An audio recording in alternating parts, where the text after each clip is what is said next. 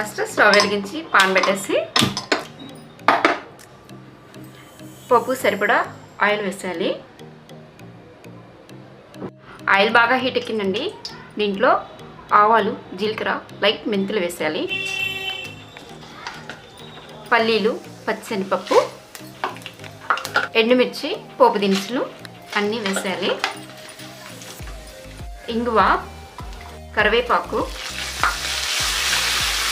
పోపు బాగా వేగాలండి, లేకపోతే మెత్తగా ఉంటాయి దినుసులు.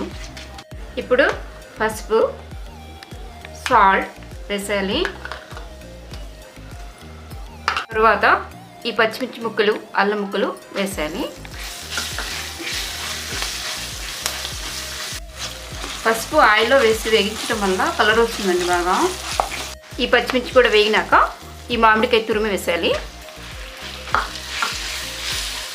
ఇది కూడా కాస్త మగ్గనివ్వాలి.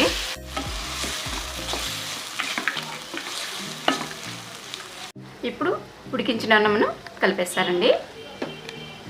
అన్నం పలుకుగా ఉండాలి.